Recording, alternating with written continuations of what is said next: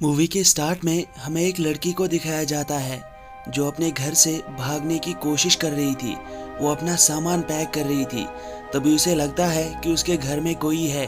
वो भागते हुए किचन से एक चाकू उठा लेती है। उसके घर में जो कोई भी मौजूद था वो लड़की उससे कुछ टाइम की मोहलत मांग रही थी।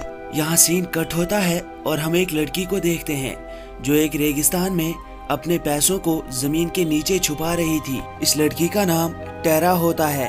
टेरा बहुत टाइम से डरी हुई थी क्योंकि उसे लग रहा था कि कोई उसका पीछा कर रहा है। टेरा के पास्ट में कुछ ऐसी घटनाएं घटी थी जिसकी वजह से उसके पास घर नहीं था।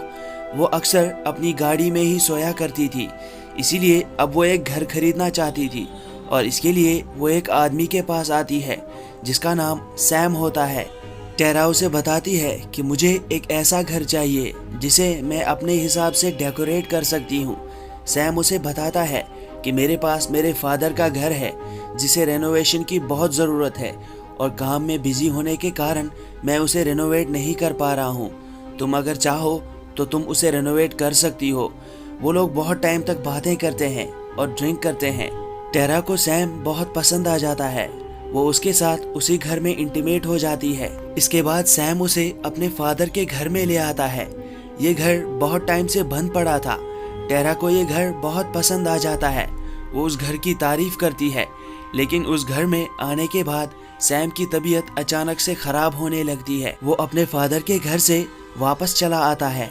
उसके जाने के बाद टेरा उस घर को डेकोरेट करने लगती है। तभी उसे लगता है कि कोई उसके दरवाजे पर है। वो चाकू उठाकर दरवाजे के पास जाती है, लेकिन वहाँ पर सैम होता है जो उसके लिए खाने का कुछ सामान लाया था। सैम एक फोटोग्राफर होता है, इसीलिए टेरा उस घर में सैम के लिए एक कमरा बनाती है जहाँ पर आराम से वो फोटो शूट कर सकता है। उसी कमरे में सैम टेरा की फोटोज लेने लगता है। टेरा की बॉडी पर एक स्कार होता है जिसे वो छुपाने की कोशिश करती है। तभी सैम उससे कहता है कि तुम इसे मत छुपाओ, ये तुम्हें और भी खूबसूरत बना देता है। इसके बाद वो दोनों फिर से एक दूसरे के करीब आ जाते हैं, लेकिन उस घर में कुछ देर तक रहने के बाद सैम की तबीयत फिर से खराब होने लगती है। वो घर से जाना चाहता था, लेकिन टेरा उसे रोक लेती है। टेरा उसे कहती है कि तुम्हें मुझे बताना ही पड़ेगा, आखिर यहाँ आकर तुम्हें हो क्या जाता है। तभी सैम उसे बताता है कि 2 साल पहले मेरी मदर की इसी घर में डेथ हुई थी और 2 महीने पहले मेरे फादर की भी यहाँ पर डेथ हो गई थी। वो हम पर बहुत जुल्म करते थे। मैं चाहता था कि इनको छोड़कर मैं एक नई जिंदगी स्टार्ट करूं, लेकिन मेरी जिंदगी में कोई और नहीं है। टेरा उसे इमोशनली बहुत सपोर्ट करती है। टेरा को भी सैम से प्यार हो गया था, इसीलिए वो सैम को यहीं पर रुकने के लिए कहती है। वो उस घर को फिर से डेकोरेट करते हैं। वो दोनों बेडरूम में बैठे हुए थे, तभी वहाँ के लैंडलाइन पर एक कॉल आता है जिसमें कोई आदमी टेरा से कहता है कि मैंने तुम्हें ढूंढ लिया है। टेरा उस आदमी की आवाज़ सुनते ही जल्दी से कॉल कट कर देती है और सैम से कहती है कि अब हमें लैंडलाइन को बंद कर देना चाहिए। सैम उसे पूछता है कि फ़ोन पर कौन था, लेकिन टेरा उसे कुछ भी नहीं बताती, जिस वजह से सैम को गुस्सा आ जाता है और वो डार्क रूम में फ़ोटोज़ प्रिंट करने के लिए आ जाता है। तभी वहाँ पर टेरा भी आ जाती है जो सैम से ऐसे बर्ताव के लिए माफ़ी मांगती है। वो उससे कहती है कि बहुत टाइम पहले मैं एक लड़के के साथ रिलेशन में आई थी। मैं उससे बिल्कुल भी खुश नहीं थी, इस वजह से मैंने उस लड़के के साथ ब्रेकअप कर लिया था, लेकिन वो लड़का अभी तक मेरा पीछा कर रहा है और ये कॉल भी उसी लड़के ने किया था, इसीलिए मैंने फ़ोन कट कर दिया। अगले दिन जब सैम घर से बाहर जाता है तो टेरा उस लड़के को कॉल करती है। टेरा उसे कहती है कि मुझसे दूर रहना। इसके बाद वो फ़ोन कट करके उस फ़ोन को हथौड़े से तोड़ देती है। रात में सैम और टेरा के पास सैम की फ्रेंड एस्थर आती है जो काफ़ी टाइम से सैम के साथ रह चुकी थी। सैम ने उसे कहा था कि वो दोनों अपने फादर के घर में ऑफिस बनाएंगे, इसीलिए वो इस घर में आ जाती है। सैम जब उसके पास आता है तो एस्थर को सैम की हरकतें बहुत अजीब लगती हैं। उसे टेरा पर शक हो जाता है कि टेरा ने उसे बहुत ही ज़्यादा मैनिपुलेट करके रखा है। एस्थर सैम को वेडिंग फोटोग्राफी के कॉन्ट्रैक्ट्स दिलाया करती थी, लेकिन अब सैम उसे वो सब करने से मना कर देता है, जिस वजह से एस्थर को गुस्सा आ जाता है और वो वहाँ से चली जाती है।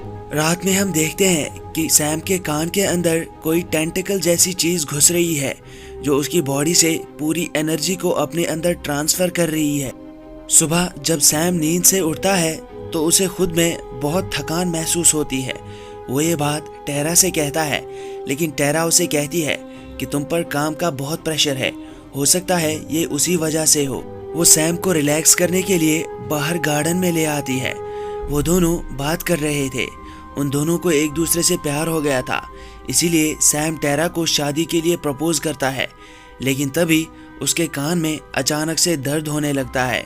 वो उस दर्द को बर्दाश्त नहीं कर पा रहा था, इस वजह से टेरा उसे डॉक्टर के पास ले आती है, जहाँ पर डॉक्टर उसे बताते हैं कि तुम्हारे कान में कोई चोट नहीं है, हो सकता है काम के प्रेशर की वजह से तुम्हारे कान में दर्द होता हो, लेकिन फिर भी चेक करने के लिए हम तुम्हारा ब्लड टेस्ट करना चाहते हैं और उसकी रिपोर्ट आते ही हमें पता चल जाएगा कि तुम्हारा कान दर्द क्यों कर रहा है। यहाँ टेरा सैम की फोटोज को एक आदमी के पास ले आती है। वो उसे इन फोटोज को एग्जीबिशन में लगाने के लिए कहती है। ये एग्जीबिशन बहुत बड़ा था, इस वजह से मैनेजर पहले मना करता है, लेकिन टेरा मैनेजर को आखिरकार मना ही लेती है। सैम जब घर आता है उस वक्त टेरा बाथरूम में होती है, इसीलिए वो उसका डार्क रूम में वेट करता है। लेकिन बहुत टाइम तक जब टेरा बाहर नहीं निकलती तो सैम उसके पास बाथरूम में ही चला जाता है, जहाँ पर अचानक से सैम के कान में फिर से दर्द करने लगता है और वो बेहोश होकर वहीं पर गिर जाता है। कुछ देर बाद जब उसे होश आता है तो टेरा उसके पास बैठी हुई थी, लेकिन तभी उनके घर में कोई आ जाता है।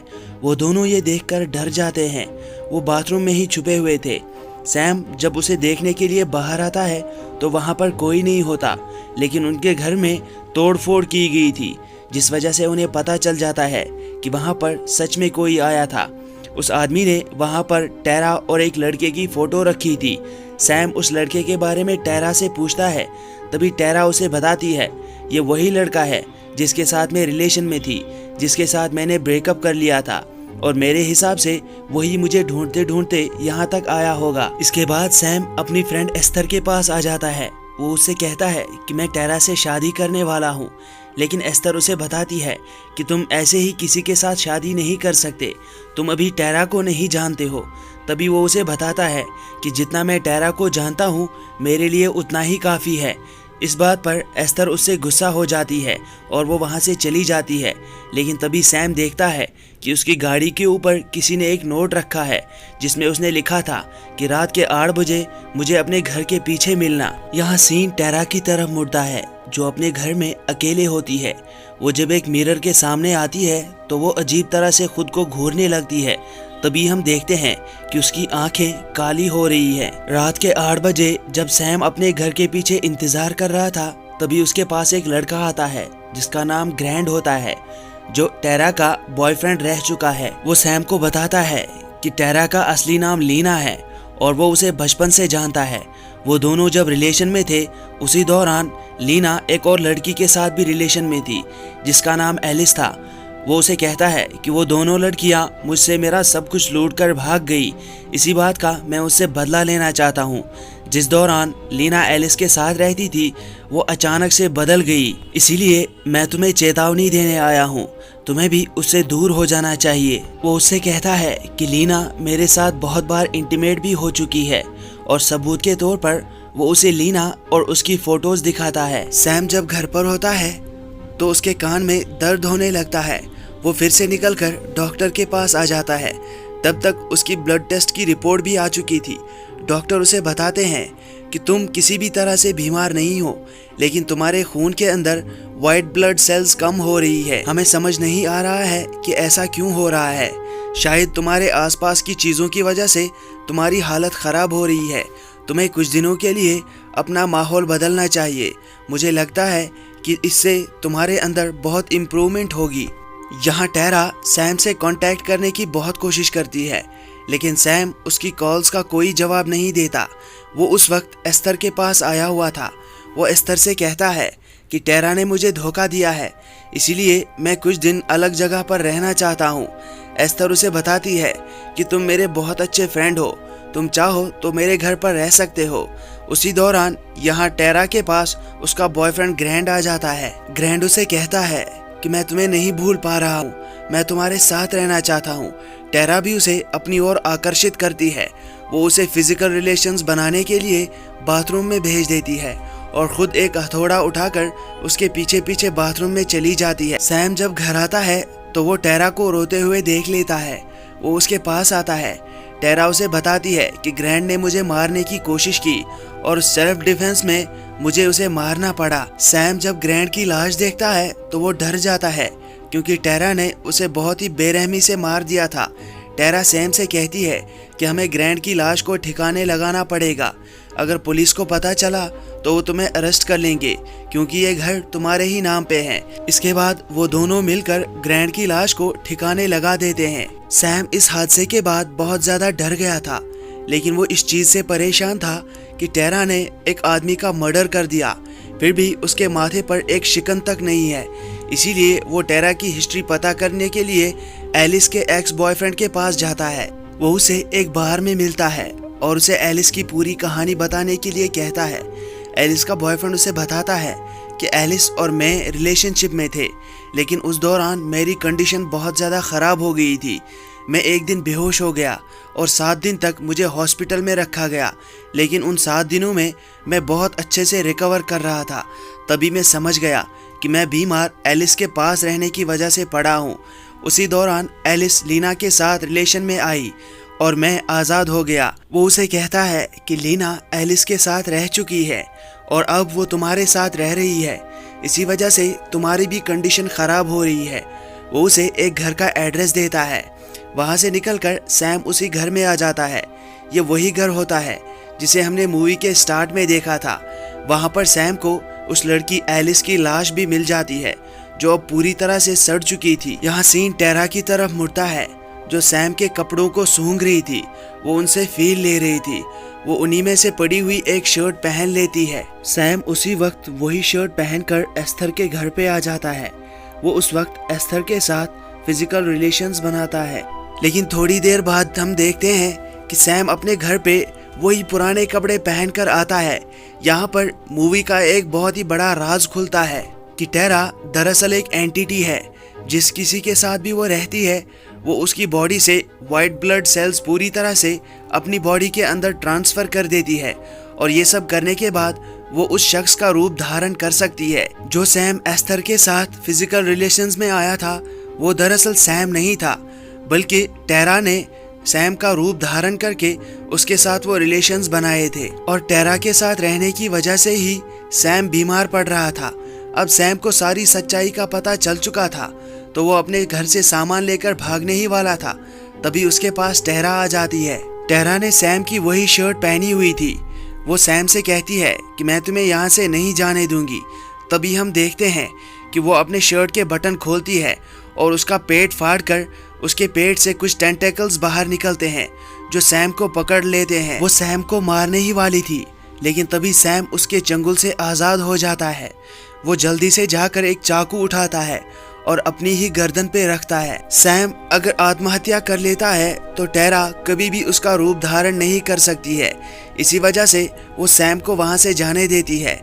सैम भागकर एस्थर के घर पे आ जाता है। सैम के कान से बहुत खून बह रहा था। एस्थर उससे कहती है कि जब तुम यहाँ से गए थे तब तुम बिल्कुल ठीक थे। सैम ये सुनकर चौंक जाता है। वो समझ जाता है कि यहाँ पर टेरा मेरा रूप धारण करके आई थी। वो एस्थर से कहता है कि मेरी जान खतरे में है, इसीलिए वो एक बाथरूम में छुप जाता है। लेकिन तभी एस्थर के घर पे टेरा भी सैम का रूप धारण करके आ जाती है। एस्थर ये देखकर चौंक जाती है, लेकिन टेरा अंदर आते ही एस्थर को स्टैब करती है। वो उसे मार देती है। ये सब सैम अपनी आंखों से देख रहा था, इसीलिए वो बाथरूम की खिड़की से भाग जाता है। सैम वहां से भाग रहा था, तभी वो सड़क पर चलते चलते बेहोश हो जाता है और तभी टेरा भी सैम का रूप धारण करके उसके पास पहुंच जाती है। वो उसे उसी रेगिस्तान में ले आती है जहां पर हमने उसे मूवी के स्टार्टिंग में पैसे दफनाते हुए देखा था। टेरा सैम को भी वहीं पर दफनाने वाली थी, लेकिन वो बार बार सैम का रूप धारण कर रही थी और बार बार अपने असली रूप में आ रही थी। वो सैम को पकड़कर अपने टेंटिकल्स की मदद से उसकी पूरी एनर्जी को अपनी बॉडी के अंदर सोख लेती है, जिस वजह से सैम की यहाँ पर डेथ हो जाती है। और यहाँ सीन कट होता है और हम एक एग्जीबिशन को देखते हैं जहाँ पर हम उसी एंटिटी को देखते हैं जिसने अब परमानेंटली सैम का रूप धारण कर लिया था। वहाँ पर उसके पास एक और लड़का आता है। उसके पेट पर भी वैसा ही निशान था, यानी वो भी वही एंटिटी था। वो सैम से कहता है कि हमारे बाकी साथी अभी समंदर में हैं और वो भी जल्द ही धरती पर आने वाले हैं, यानी अब उनके बाकी साथी भी धरती पे आकर इस धरती में और भी तबाही मचाने वाले हैं। और इसी के साथ ये मूवी खत्म होती है। गाइज, आई होप आपको एक्सप्लेनेशन पसंद आई होगी, तो वीडियो को लाइक और कमेंट कर दीजिएगा और हमारी चैनल को भी सब्सक्राइब कर दीजिएगा। आपके सब्सक्राइब से हमें बहुत मोटिवेशन मिलता है।